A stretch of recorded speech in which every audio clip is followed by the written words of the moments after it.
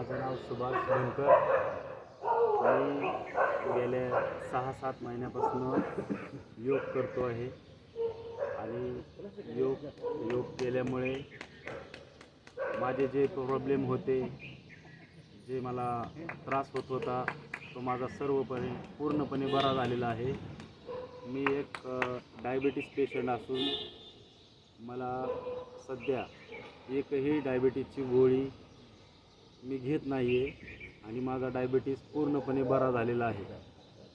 आणि मला पोटामध्ये जो त्रास होत होता, तोही त्रास माझा पूर्णपणे बरा झालेला आहे.